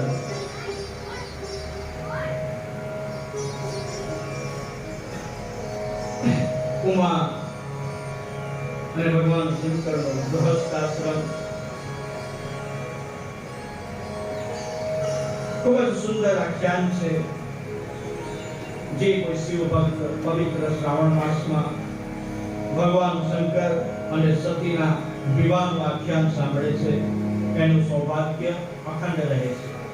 સ્વયં ભગવાન શિવે બ્રહ્માજીને આશીર્વાદ આપ્યા છે કે જે કોઈ સૌભાગ્યવતી સ્ત્રી પવિત્ર શ્રાવણ માસમાં આ આખ્યાન સાંભળે છે, શ્રવણ કરે છે, એ અખંડ સૌભાગ્યવતી રહે છે અને એના તમામ કાર્ય નિર્વિઘ્ન પૂર્ણ થાય છે. શિવ અને શિવા પરણીને કૈલાસ પર પહોંચ્યા. બેવ એકબીજામાં એવા તો ઓતપ્રોત થઈ ગયા કે જેમ એક દોરામાં મોતી પરોવાઈ જાય. ઉમા અને ભગવાન શંકરનો ગૃહસ્થાશ્રમ સુંદર ચાલી રહ્યો છે. શૃંગાર રસ વહી રહ્યો છે. મંદ મંદ શીતળ પવનની લહેરો, પક્ષીઓનો કલરવ. સતી અને શંકર એક ક્ષણ માટે પણ એકબીજાથી અલગ થતા નથી, વિખૂટા પડતા નથી. આમ દેવતાએ 25 વર્ષ વીતી ગયા છે.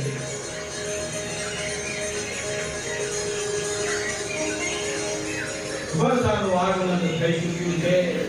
સતી અને શંકર એક શિખર પર બેઠા છે. ત્યાં મુસળધાર મેઘ ગર્જના કરતા વરસવા લાગ્યો.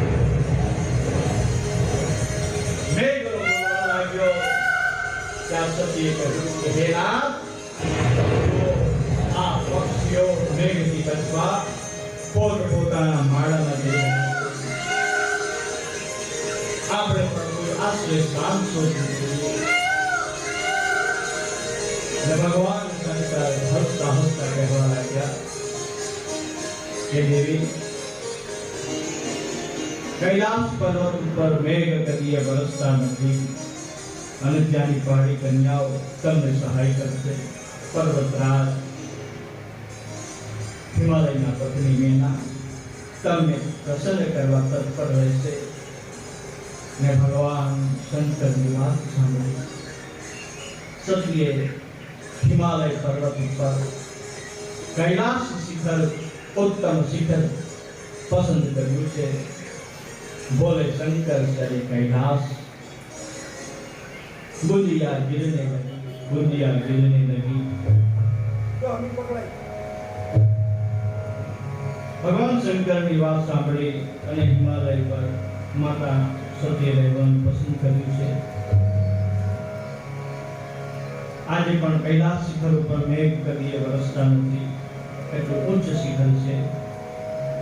ગઈકાલે જ્યારે ભગવાન શિવજીના પૂજાની સ્થાનની વાત આવી, એક વાત કરી હતી કે ઘરના રહેઠાણ કરતા ગાયનું રહેઠાણ 10 ગણું, ગાયના રહેઠાણ કરતા જળાશયનું કાંઠું 10 ગણું, જળાશયના કાંઠા કરતા નદીનો કાંઠો 10 ગણું, નદીના કાંઠા કરતા સમુદ્રનો કાંઠો 10 ગણું, સમુદ્રના કાંઠા કરતા પર્વત શિખર ઉત્તર 10 ગણું ફળ આપે છે.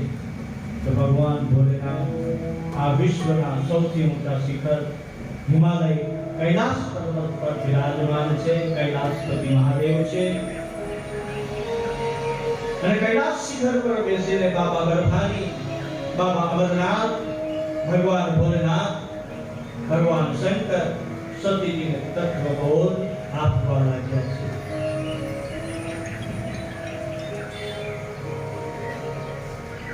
શિવજી કહે છે, હે સતી, વિશિષ્ટ જ્ઞાન એટલે કે વિજ્ઞાન, વિશિષ્ટ જ્ઞાન એને જ વિજ્ઞાન કહેવામાં આવે. તે તમે ધ્યાનથી સાંભળો. હે દેવી, વિજ્ઞાનને જ તમે પરમ તત્વ જાણો. અહમ બ્રહ્માસ્મિ, હું પોતે બ્રહ્મ છું. મંત્રનો અર્થ સમજાવતા કહ્યું કે હું બ્રહ્મ છું, હું શુદ્ધ આત્મા છું. એવી શુદ્ધ બુદ્ધિને વિજ્ઞાન કહ્યું છે. ભક્તિ એ વિજ્ઞાનની માતા છે. ભક્તિ જેને નથી ગમતી એને વિજ્ઞાન ગમતું. ભક્તિ બે પ્રકારની છે. એક નૈષ્ટિક ભક્તિ અને બીજી અનૈષ્ટિક ભક્તિ. નૈષ્ટિક 6 પ્રકારની, અનૈષ્ટિક 1 પ્રકારની. આ બે પ્રકારની ભક્તિ મળી અને વિદ્વાન 9 અંગવાળી ભક્તિને નવધા ભક્તિ તરીકે ઓળખે છે. આ નવધા ભક્તિના અંગો જેવી તમે ધ્યાનથી સાંભળો. શ્રવણ, કીર્તન, મારું સ્મરણ, મારું સેવન, મારું દાસપણું એટલે કે મારી સ્વામી ભક્તિ, મને સર્વસ્વ અર્પણ કરી દેવું. પૂજન, વંદન, મારી મિત્રતા, જે કોઈ મનુષ્ય આ 9 અંગવાળી મારી ભક્તિ કરે છે, મારી કથા શ્રદ્ધાપૂર્વક સાંભળવી એ મારું શ્રવણ છે. મારા કાર્યોના ગુણગાન ગાવા એ કીર્તન છે. મને સર્વત્ર વ્યાપક સમજી યાદ કરવો એને મારું સ્મરણ કહેવામાં.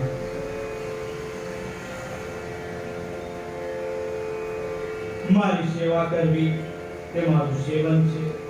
હૃદયપૂર્વક મારું કાર્ય કરવું એ મારી દાસ ભક્તિ છે. અને મને 16 અર્પણ કરવા જે મારું પૂજન છે. મન અને વચનથી સ્મરણ કરી મારા પર મિત્ર ભાવે વિશ્વાસ રાખવો, મને સર્વસ્વ કંઈ અર્પણ કરી દેવું એ મારી મિત્રતા છે. અને મને ઈશ્વર સમજી પોતાની જાત સર્વસ્વ અર્પણ કરવી એ આત્મસમર્પણ છે. ભક્તિના આ નવીન અંગો મને હોય છે. સત્ય ભક્તિ કરવી કોઈ સહેલી વાત નથી. ભક્તિ કરવી એટલે તો ખાડાની ધાર પર, તલવારની ધાર પર ચાલવા જેવું છે. એકવાર ભગવાન વિષ્ણુએ લક્ષ્મીજી બેઠા હતા એટલે લક્ષ્મીજીએ અચાનક પ્રશ્ન કર્યો. બહેનો અચાનક પ્રશ્ન કરે ને એટલે સાવધાન થઈ જવાનું. એમના મનમાં કઈ ને કઈ ચાલ્યા જ કરતું હોય. અચાનક આવીને જો તમને પ્રશ્ન કરે એટલે તમારે સાવધાન થઈ જવાનું કે આનો જવાબ કેવી રીતે આપવાનો. લક્ષ્મીજીએ ભગવાન વિષ્ણુને પૂછ્યું કે પ્રભુ, કે તમારાથી મોટું કોણ? તમારાથી મોટું કોણ? એટલે ભગવાન વિષ્ણુએ કહ્યું કે દેવી તમે નથી જાણતા, મને પૂછો છો. મારાથી મોટા મહાદેવ. પછી એ તો હું જાણું છું, એ તો હું જાણું છું. પછી પૂછો છો શું કરવા? હું જાણું છું કે ના એ સિવાય. એટલે ભગવાન વળી પાછા જોખે કર્યા કે આ વળી કેવો સવાલ, મહાદેવથી મોટું? અને એટલે ભગવાન વિષ્ણુ કહે કે મહાદેવ જ મારાથી મોટા. એ તો છે જ મોટા, પણ તમારાથી મોટું બીજું કોણ? મહાદેવથી મોટું પણ જેવું નથી પૂછતી, પણ તમારાથી મોટું કોણ મહાદેવ સિવાય? એટલે ભગવાન બે ઘડી વિચાર કરે ને ભગવાન કે હવે એ જવાબ તો આપવો પડે. ભગવાન કે જો દેવી, મારાથી મોટા મારા ભક્તો. વિષ્ણુ ભગવાન શું કીધું? મારાથી મોટા મારા ભક્તો છે. માતાજી કે હાચું કહો કે હા મોટા ફાઈનલ. એટલે માતાજી નક્કી કર્યું કે ભગવાનથી મોટા ભગવાનના ભક્તો એટલે મોટા હોય તો જેઠ કહેવાય. એટલે પહેલા પ્રથા કે જેઠની લાજ કાઢવાની. ત્યારથી લક્ષ્મીજી ભગવાનના ભક્તોની લાજ કાઢતા આવ્યા છે. એટલે ભગવાનનો ભગત હોય એટલે લક્ષ્મીજી લાજ કાઢે એટલે પાસે આવે ને એટલે ભગત મારો બિચારો બાપડો. આ એક વિનોદની વાત છે, પણ ભક્તિ કરો તો સર્વસ્વ પ્રાપ્ત થાય છે. ભગવાન શંકરે સતી માતાને નવધા ભક્તિ સમજાવી, ધર્મના લક્ષણો સમજાવ્યા, વર્ણાશ્રમ ધર્મ, રાજ્ય ધર્મ, સ્ત્રીઓનો ધર્મ, ઇતિહાસ, વેદ શાસ્ત્ર, જ્યોતિષ શાસ્ત્ર, આમ 64 પ્રકારનું જ્ઞાન ભગવાન શિવે સતી માતાને આપ્યું. અને એ જ કથા આજે પણ અમરનાથમાં અમરનાથને અમર કથા કહી પાર્વતી. એ કથા 64 પ્રકારનું જ્ઞાન માતા પાર્વતીને આપ્યું છે. ત્રેતા યુગની વાત છે કે જ્યારે ભગવાન શંકર અને સતી દંડકારણ્યમાં ફરતા ફરતા જઈ રહ્યા હતા ત્યારે રામ અને લક્ષ્મણને જોયા. રાવણ કપટથી સીતાનું હરણ કરી ગયા હતા અને સીતાના વિયોગમાં રામ દુઃખી થઈ અને વને વને હે સીતે કરીને પુકાર કરતા હતા. એટલે એમણે જોઈ ભગવાન શંકરે પ્રણામ કર્યા. એટલે સતીને વિસ્મય થયું, આશ્ચર્ય થયું, સંદેહ થયો. એમનો સંદેહ દૂર કરવા ભગવાન શંકરે કહ્યું કે દેવી તમે સંદેહ કરશો નહીં. આ વક્રધારી મનુષ્ય દેહધારી બીજું કોઈ નહીં પરંતુ વિષ્ણુના અંશાવતાર છે, પ્રભુ શ્રી રામ છે. એટલે સતીનું મન માન્યું નહીં અને સતી માતા ભગવાન શ્રી રામચંદ્રની પરીક્ષા કરવા માટે તૈયાર થયા. જ્યારે પતિની વાત માનતી નથી, પોતાના પતિ પર વિશ્વાસ નથી કરતી, ત્યારે અમંગળના એ ભાગ થાય છે.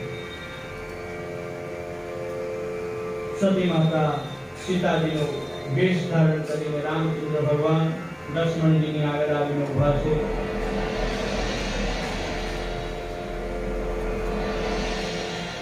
લક્ષ્મણજી પાસે આવ્યા એટલે ભગવાન શ્રી રામચંદ્રએ બે હાથ જોડીને વંદન કર્યા અને કહ્યું કે હે માં, તમે એકલા કેમ આવ્યા? અમારા પિતાજી ક્યાં છે? અમારા તાત ક્યાં છે? એટલે માતાજીનું મોઢું છોડ્યું પડી ગયું, પોતાના અસલ સ્વરૂપમાં આવી ગયા. અને પોતાની ભૂલ સમજાઈ ગઈ કે મેં મારા પતિની વાત માની નહીં, ભગવાન શંકરની વાત ઉપર વિશ્વાસ કર્યો નહીં, હવે મારા નાથને હું શું જવાબ આપીશ એમ ચિંતા દૂર બદલે પાછા ફર્યા છે ભગવાન શંકર કે જે સ્વયં નંદી પર સવારી કરે છે, નંદી અર્થાત ધર્મ કે જે પોતે ધર્મ પર સવારી કરે છે, સજ્જનો ધર્મ એ જ નંદી છે અને જેનું વાહન ધર્મી હોય એ ધર્મને લોપે તો ક્યાં રીતે ચાલે. પ્રભુએ વિચાર્યું કે સતીજીએ સીતાજીનો વેશ ધારણ કર્યો, મારા મા બરાબર કહેવાય, હવે જો હું એમનો સંગ કરું તો મારો ધર્મ મને અનુમતિ નથી આપતો. ભગવાન શંકરે માતાજીનો મનોમન ત્યાગ કરી દીધો છે. સતી માતા સમજી ગયા કે મારાથી ના થવાનું થઈ ગયું છે, થોડો પસ્તાવો થઈ ગયો છે, પણ હવે થાય શું? સત્ય શિવ અને શિવા તો એક જ છે, પરંતુ ધર્મની મર્યાદા જાળવવા માટે પ્રભુ શિવની લીલા છે. વ્યાસજી કહે છે એક સમય બધા ઋષિઓ પવિત્ર પ્રયાગ દેશમાં એકત્રિત થયા. સૌ પ્રજાના અધિપતિ દક્ષ પ્રજાપતિ પર ત્યાં ગયા અને જ્યારે સભાપતિ આવે તો સભાના દરેક સભ્યો ઉભા થઈને એમનું અભિવાદન કર્યું. ભગવાન શંકર ઉભા થયા નહીં, હાજર હતા. એટલે દક્ષની સત્તાનો મદ હતો. સજ્જનો, જ્યારે તમારામાં અહંકાર આવી જાય, હું પણ આવી જાય, હું કરું છું એવું જ્યારે આવી જાય તો સમજવાનું કે ઈશ્વર તમારાથી દૂર છે. ઈશ્વરને ઈશ્વરનું કાર્ય કરવાનું, તમે ઈશ્વર બનવાની કોશિશ કરશો નહીં.